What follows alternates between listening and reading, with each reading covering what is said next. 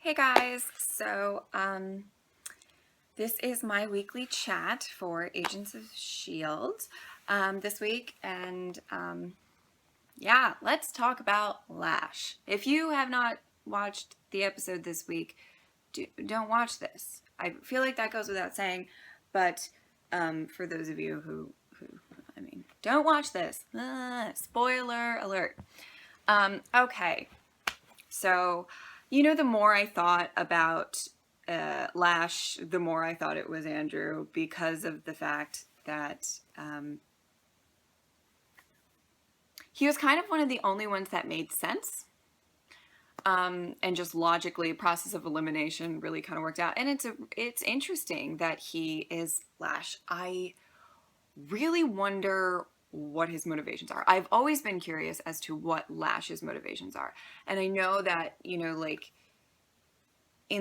the in like the comics he kills Inhumans that aren't worthy. But I would be interested to see if Andrew is coming from a different place, or if somebody, I don't know. I think it'll be interesting to see what is going on with that in particular. I think that's pretty interesting. Also, poor May. Oh God, I hope that she can confide in someone about what she found out. Because, at this point, people are at risk. I'm pretty sure Daisy is safe. Because, he hasn't killed her yet. And I think he's fond of her. You know what I mean? I think she's safe. But, other people are at risk. He's killing Inhumans and people are dying and there's some shit going on. So I'd like to see May possibly confide in Coulson and let him know what's going on. Maybe after she talks to Andrew. She's the best person to try to figure out what is actually going on with Andrew. Okay, so next thing. All right, one of the best parts of this episode, in my opinion, was when we kind of found out what the ATCU was doing with the Inhumans. I think Agents of S.H.I.E.L.D. really, writing and plotline wise, is a step above the other superhero shows of today. I love that they're taking this and making it kind of like a blurred moral dilemma. There's not a right answer, in my opinion, because I don't like what they're doing to the Inhumans. Gut reaction. This is not the right way. However, when Rosalind explained it, I was kind of like, fair point. I get what she's trying to say, which is and why, in a way they are human weapons. And if they wanted to, they could become worse, I think the smartest thing that maybe Coulson could do would be to have Daisy and Rosalind talk. Really talk and, say, Daisy, get your emotions in check, and Rosalind listen to what Daisy has to say, because she was in Afterlife and she had all of that experience with all of those Inhumans. I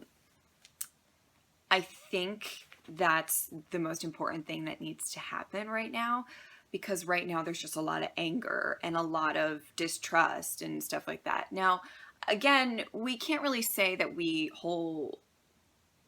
know that the ATCU is actually trusted. However, or trustable?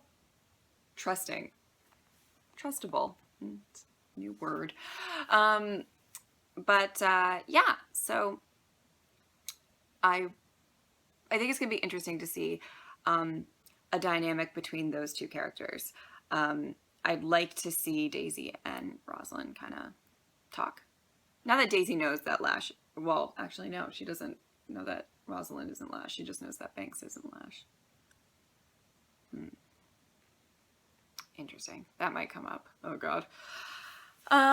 Okay. What else? Ward. Thank you. Oh, God. Now I forgot your name. I even, like, made sure that the subscriber, I think you're a subscriber, the viewer that commented on my reaction video and explained to me who that guy was. Thank you. Thank you very much. I was genuinely asking in the reaction video. I was like, who's that guy? Am I supposed to know who that is? The problem with Marvel stuff sometimes is I don't like watch every single thing, but it's funny that you say that he's from the Avengers, and yeah, that's like the one Marvel movie I watch a lot, so shows you how much I fucking pay attention, right? Anyway, it's been a while though, right? And it was a minor part. Okay. So the guy that is kind of gonna be in Ward's storyline a bit. Kind of excited about it. All right, here's the thing. I like Ward, which I know is controversial to say. I don't root for Ward, but I like his character. I like his storyline. And I would love to see him be used a lot more in the third season, and more than just him, besides like the kind of showdown thing that happened between May and Hunter and him, he's kind of just been in a warehouse staring at guns, I feel like. So I'm hoping that this is going to have a big payoff. I think where other storylines are really gaining traction, like the Lash one in particular, Ward is like, you know, it's a slow burn. I think eventually we're going to get into Ward being the head of Hydra and, you know, seeing how that plays out. So that was just my little comment on that. I just hope that we get to see more with that as time goes on and whatever. What else? Bobby was awesome in this episode. Hunter was slightly less awesome. I still love Hunter though. He's a big screw up, but I think that's what makes him endearing in some ways. I don't know. And of course, you know what I'm going to end with. I'm going to end with Fitzsimmons because it's me. Fitzsimmons is, I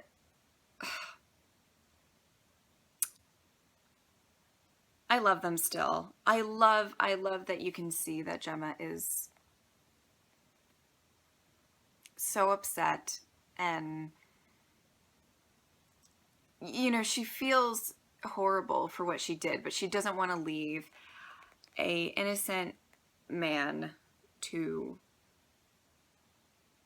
a lifetime of loneliness. You know, I don't think she wants to go back for Will because she loves Will. I think she knows that she loves Fitz. You guys can disagree, and you know, it's what makes the world go round. But yeah, that's about it. I love that Fitz is looking into Will, though. I think he loves Simmons. I think it's established that they love each other. I think it's just it's messy right now. But you know what? I was really upset when I first watched the Simmons episode. But as time goes on, it's like, you know, maybe this is a good thing. Maybe they're going to have to just go through some shit. It's kind of refreshing to watch a couple have to endure so much to actually be together. There's something really, and I don't know the word, but just there's something appealing about that, I guess, for lack of a better word. But yeah, so thank you guys for watching. I will see you next reaction video.